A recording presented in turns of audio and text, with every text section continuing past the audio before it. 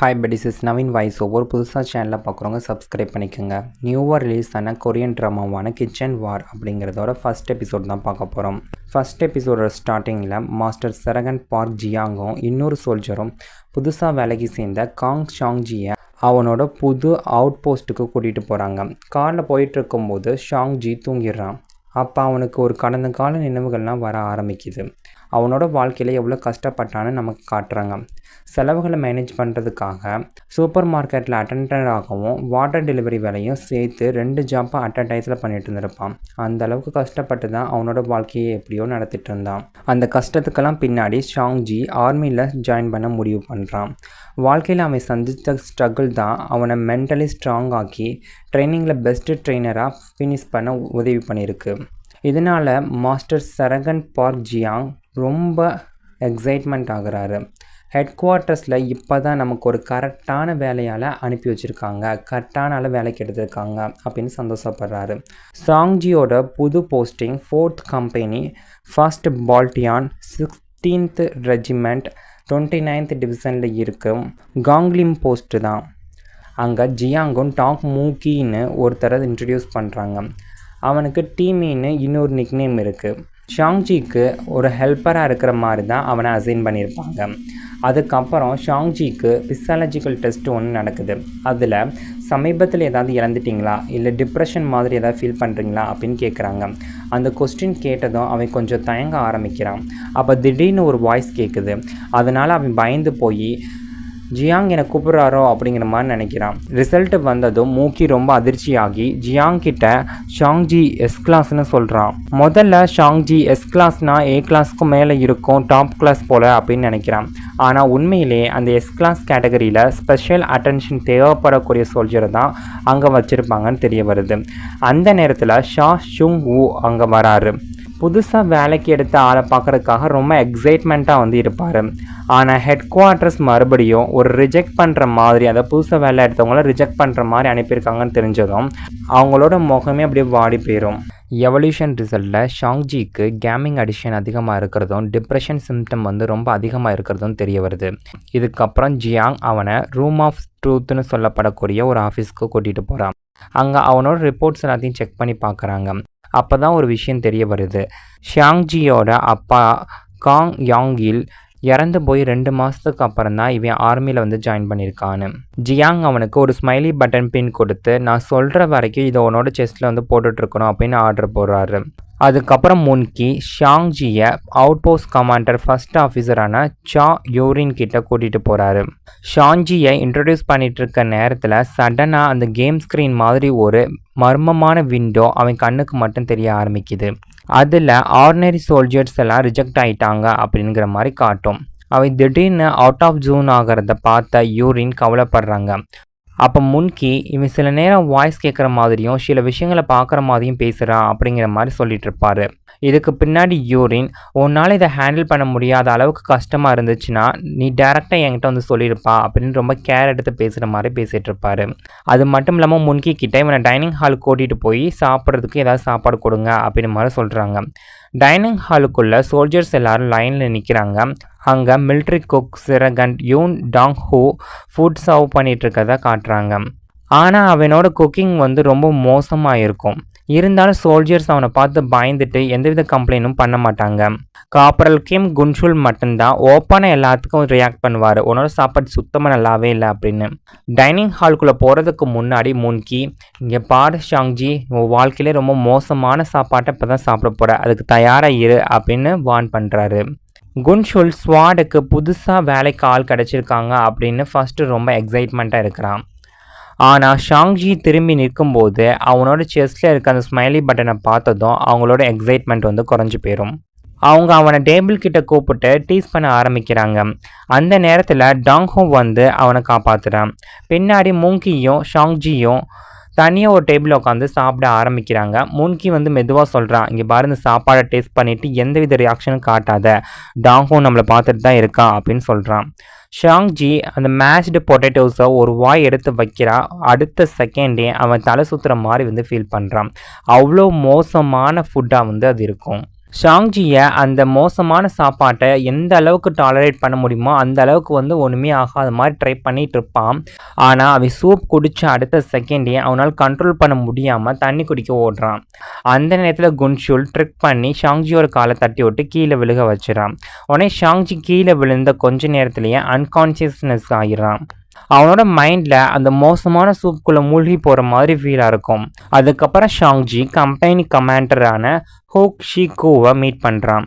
அவனோட அம்மா ஒரு ஃபுட் ட்ரக் நடத்துகிறாங்கன்னு தெரிஞ்ச உடனே ஷீகோவை உடனே கிச்சன் டியூட்டிக்கு அசைன் பண்ணுறாங்க. அதாவது இனிமேல் அவன் தான் கிச்சன் சோல்ஜர். ஆனால் ஜியானுக்கும் ஷீகோக்கும் இதை பற்றி ஒரு ஆர்கியூமெண்ட் வருது. இவன் ஆல்ரெடி ஹை ரிஸ்க் சோல்ஜராக இருக்கான், இவனை போய் கிச்சன் டியூட்டிக்கு போகிறது சரியாக வருமா அப்படின்னு ஜியாங் கேட்குறாரு. அந்த நேரத்தில் மறுபடியும் அந்த கேம் அந்த விண்டோ பாப்பப் ஆகுது. அதில் செஃப் ஸ்பாட் டியூட்டோரியல்னு வரும். அது மட்டும் இல்லாமல் ஷாங்ஜி எப்படி தி லெஜெண்டரி ஷெஃப் ஆக போகிறாங்கன்ற அந்த ஜேர்னியும் காட்ட ஆரம்பிக்குது. டான் ஹுக்கு கீழே கிச்சன் அசிஸ்டண்ட்டாக தான் ஷாங்ஜிக்கு ஃபஸ்ட் எடுத்தோடனே வேலை கிடைக்கும். பேண்ட்ரியில் இருக்கிற ப்ரொவிஷன்ஸ் எல்லாத்தையும் எக்ஸ்பைரி டேட் படி ஆர்கனைஸ் பண்ணணும், அதுதான் அவனோட டியூட்டி. இதே சமயம் ஜியாங் ஹெட் குவார்ட்டர்ஸ்க்கு கால் பண்ணி இவ்வளோ ஹை ரிஸ்க் சோல்ஜரை எங்களுக்கே அனுப்பி வச்சிங்க அப்படின்னு மாஸ்டர் சரகன் ரான்ஹி கிட்ட ரொம்ப கோபமாக பேசுகிறாரு. அந்த கான்வர்சேஷனை புதுசாக ப்ரொமோஷன் வாங்கின ஆஃபீஸர் லீ மின் ஹூ கேட்டுறான். உடனே அவன் சர்ப்ரைஸ் இன்ஸ்பெக்ஷன் பண்ணுறதுக்காக காங்லிம் போஸ்ட்டுக்கு போக முடிவு பண்ணுறான். இன்னொரு பக்கம் பேண்ட்ரியில் ஷாங்ஜி வேலை பார்த்துட்டு இருப்பான். அப்போ மறுபடியும் அந்த கேம் விண்டோ வந்து வரும். அதில் ஒரு ஸ்கில்லை யூஸ் பண்ணி ஸ்டோர் ரூம் ஆர்கனைஸ் பண்ணு, அப்படி பண்ணால் உனக்கு 100 எக்ஸ்பீரியன்ஸ் பாயிண்ட்ஸ் வந்து கிடைக்கும் அப்படின்னு ஒரு டாஸ்க் வரும். அதே நேரத்தில் மின்கு இன்ஸ்பெக்ஷனுக்காக அங்கே வந்திருப்பான். கிச்சன், டைனிங் ஹால் எல்லாத்தையும் பார்த்துட்டு ஒன்று விடாமல் குறை சொல்லிக்கிட்டே இருப்பான். ஆனால் ஸ்டோர் ரூம்குள்ளே போனதும் அவன் எப்படி சைலண்ட் ஆகிடுறான். ஏன்னா ஷாங்ஜி எல்லா இன்வெர்ட்டரையும் மிலிட்ரி ப்ரிசிஷனில் செம்மையாக நீட்டாக ஆர்கனைஸ் பண்ணியிருப்பான். அதை பார்த்தா மின்கு ரொம்ப அதிர்ச்சி ஆகுறான். ஆனாலும் அவன் அமைதியாக இருக்கவே மாட்டேங்கிறான். இது கடையில் யூரினும் டாங்ஹூவும் ஆர்கியூ பண்ண ஆரம்பிக்கிறாங்க. அந்த நேரத்தில் கேம் விண்டோ மறுபடியும் வந்து குஸ்ட் கம்ப்ளீட் அப்படிங்கிற மாதிரி ஷாங்ஜியை கங்க்ராச்சுலேஷன் பண்ணும். அதுக்கப்புறம் ஒரு ஃப்ளாஷ்பேக் காட்டுறாங்க. அதில் அந்த மர்மமான பாப்பப் எப்படி ஷாங்ஜிக்கு ஹெல்ப் பண்ணுது அப்படிங்கிறத எக்ஸ்பிளைன் பண்ணுறாங்க. அது அவனோட பாடி ஸ்ட்ரென்த்தை வந்து இன்க்ரீஸ் பண்ணுது, லெவலப் ஆக உதவுது. அது மட்டும் இல்லாமல் செஃப்ஸ் ஐ மாதிரி ஒரு ஸ்பெஷல் ஸ்கில் கூட அன்லாக் பண்ணுது. அந்த கேம் சிஸ்டமில் இருக்கிற அந்த செஃப்ஸ் ஐ ஸ்கில் மூலமாக எந்த ஐட்டம் எக்ஸ்பிரி டேட் என்னென்னு இன்ஸ்டண்ட்டாக தெரிஞ்சுக்க முடியும். அதுக்கப்புறம் கேம் அவனோட வாய்ஸ் லெவலை 2க்கு அப்கிரேட் பண்ணும். உடனே ஷாங்ஜியோட உடம்பு முழுக்க அப்படியே ஸ்ட்ரென்த்து வந்த மாதிரி ஒரு சென்சேஷன் ஃபீல் ஆகும். பின்னாடி யூரின் ஷாங்ஜியை ஆஃபீஸ்க்கு கூட்டிகிட்டு வந்துட்டு பேசுகிறாங்க. அந்த நேரத்துலையும் கேம் விண்டோ மறுபடியும் பாப்பப் ஆகி அவனை டிஸ்ட்ராக்ட் பண்ணும். அப்போ யூரின் ரொம்ப சீரியஸாக முன்னாடி சில பேரை வேலைக்கு கூப்பிட்டு வந்தாங்க, அவங்க எப்பறம் பேய் பிடிச்ச மாதிரி தான் வந்துட்டு இருந்தாங்க. அதே பிரச்சனை தான் இப்போயும். அதனால தான் அவங்க இல்லாத போலாத விஷயத்த பார்த்ததாகவும் கேட்காத வாய்ஸ் கேட்குறதாகவும் பேச ஆரம்பித்தாங்க அப்படின்னு ரொம்ப கோபமாக பேசிகிட்டு இருப்பார். இதுக்கடையில் டான் ஹூக்கு ஷாங்ஜி கிச்சனில் வேலை பார்க்குறது அவனுக்கு பிடிக்கல. ஏன்னா அவன் டிஸ்சார்ஜ் ஆக இன்னும் 100 நாள் தான் இருக்குது. இப்போ ஒரு ஹை ரிஸ்க் சோல்ஜரோட வேலை பார்க்கும்போது ஏதாவது ப்ராப்ளம் வந்தால் அவனோட கெரியரே ஸ்பாயில் ஆகிடும் அப்படின்னு பயப்படுறான். இன்னொரு பக்கம் ஷாங்ஜி சவரில் இருக்கிற நேரத்தில் அந்த கேம் பாப்பப் வரும். அதில் பீப் சீவீட் சூப் ரெசிபியை வந்து காட்டும்.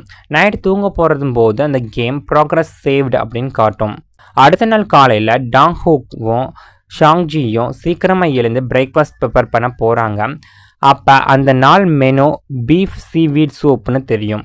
உடனே கேம் மறுபடியும் ரெசிபி காட்ட ஆரம்பிக்கும். ஆனால் டாங் ஹூ நீ முதல்ல ஃப்ளோரை க்ளீன் பண்ணு அப்படின்னு ஷாங்ஜி அங்கேருந்து அனுப்பிடுறான். இதுக்கடையில் சோல்ஜர்ஸ் எல்லாரும் எழுந்து டைனிங் ஹாலுக்கு வர ஆரம்பிக்கிறாங்க. அப்போ ஜியாங் வந்து சீவீட் சூப்னா ரொம்ப சூப்பரான ரெசிபி தானே அப்படின்னு சொல்கிறான். ஆனால் குன்ஷுல் டான்ஹூ கிட்ட எந்த மெனுவை கொடுத்தாலும் சரி அது எப்படியா இருந்தாலும் அவன் வந்து சொதப்ப தான் போகிறான் அப்படின்னு சொல்கிறான். அவன் சொன்ன மாதிரியே டான்ஹூ நார்மலான சாயா சாஸ்க்கு பதிலாக அதில் டார்க் சோயா சாஸ் வந்து போட்டிருப்பான். அதனால சூப்போட கலரே ரொம்ப டார்க்காக இருக்கும். ஜியாங் வந்து அப்படி காமெடியாக பேசுவான், இந்த சூப்பை பார்த்தாலே நம்ம செத்துருவோம் போல இருக்கே அப்படின்னு.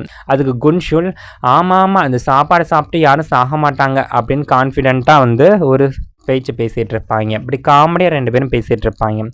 அடுத்த செகண்ட்லேயே அந்த சீன் ரொம்பவே காமெடி சீனாக வந்து எக்ஸ்சேஞ்ச் ஆகுது. எப்படின்னா சோல்ஜர்ஸ் எல்லாரும் பேட்டில் ஃபீல்டில் உயிரை காப்பாற்றுறதுக்காக சண்டை போட்டுட்டு இருக்க மாதிரி இமேஜின் பண்ண ஆரம்பிக்கிறாங்க. எனிமி ஆர்மிக்கு பதிலாக டான்ஹூக் தான் அங்கே அட்டாக் பண்ணுற மாதிரி காட்டுறாங்க. அவன் அந்த சாஷேஜை மிஷின் கன் புல்லட்ஸ் மாதிரி ஷூட் பண்ணிகிட்டு இருப்பான். குன்ஷுலுக்கு அந்த மோசமான குக்கிங்கை பார்த்து செம்மையாக கோபம் வரும். அவன் நேராக டான்ஹூக் கிட்ட போய் உன்னால் டீசெண்டாக சமைக்க கூட முடியாதா அப்படின்னு சண்டை போடுறான். அதுக்கப்புறம் கோபத்தில் டைனிங் ஹாலிலேருந்து அவன் வெளில போயிடுறான். அவனோட ஸ்குவாட் முழுக்க அவனை ஃபாலோ பண்ணிட்டு கிளம்பிடும். டான்ஹூக் இதனால் ரொம்ப டென்ஷன் ஆயிரும், மன உளைச்சலாக போயிடும். அவனும் வெளியில் போகிறதுக்கு முன்னாடி ஷாங்ஜி கிட்ட என்னை தேடி வராத, நான் இப்போ வந்து எட்ஜில் இருக்கேன் அப்படின்னு சொல்லிட்டு அங்கேருந்து கிளம்பிடுறான். இன்னொரு பக்கம் ஹெட் குவார்ட்டர்ஸில் பேட்டலியன் கமாண்டர் பிக் ஜூக்கி கேங்லியம் போஸ்ட்டில் ஃபுட் பற்றி கம்ப்ளைண்ட்ஸ் வந்ததுனால அங்கேயே பிரேக்ஃபாஸ்ட் சாப்பிட்லாம் அப்படிங்கிற மாதிரி வர முடிவு பண்ணுறாரு. இதை கேட்ட ஷீகோ உடனே யூரினுக்கு வந்து மெசேஜ் அனுப்புகிறாங்க. அந்த நேரத்தில் ஷிஃப்ட் முடிஞ்சு வீட்டுக்கு போயிட்டு இருந்த யூரின் மறுபடியும் போஸ்ட்டுக்கு திரும்ப வேண்டிய நிலைக்கு தள்ளப்படுறாரு. ஏன்னா சீக்கோவும் முன்ஹூவும் அங்கே வரப்போகிறாங்க. ஸோ கிச்சனில் பார்த்தா அங்கே ஷாங்ஜி மட்டும்தான் இருப்பான். டாங்ஹூ வந்து எங்கேயோ காணாமல் போயிருப்பான். அது மட்டும் இல்லாமல் ஆல்ரெடி தயார் பண்ணி வச்சுருந்த அந்த சாப்பாடெல்லாம் யாருமே சாப்பிட முடியாத அளவுக்கு ரொம்ப மோசமான ஒரு ஃபுட்டாக இருக்கும்.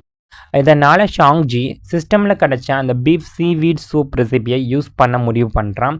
ஆனால் ஒரு ப்ராப்ளம் என்ன அப்படின்னா டான்ஹி முன்னாடி எல்லா பீஃபையும் யூஸ் பண்ணிட்டான். அதனால் ஷாங்ஜி ஸ்மார்ட்டாக பீஃப்க்கு பதிலாக கீழே இருந்த ஒரு உச்சின் ரோஸ் லேயர்ஸை யூஸ் பண்ணுறான். அதுக்கு பின்னாடி ஒரு சீக்ரெட் இன்க்ரீடியண்ட்டையும் ஆட் பண்ணுறான். ஒரு வழியான சூப்பர் செஞ்சு முடித்த உடனே அந்த கேம் சிஸ்டம் ஒரு ரிசல்ட் காட்டும். அதில் அவனுக்கு 3 ஸ்டார் கிடச்சிருக்கும். க்ரியேட்டிவிட்டிக்காக எக்ஸ்ட்ரா ½ ஸ்டார் கூட போனஸாக கிடைக்கும். எபிசோடோட எண்டிங்கில் பிக் ஜூன்கி அந்த ஸ்பெஷல் சீவீட் சூப்பை டேஸ்ட் பண்ணுறாரு. டேஸ்ட் பண்ண உடனே திடீர்னு அப்படியே கொலாப்ஸ் ஆகிறாரு. அடுத்து என்ன நடக்க போகுதுங்கிறத அடுத்த எபிசோடை பார்த்து தெரிஞ்சுக்கலாம்.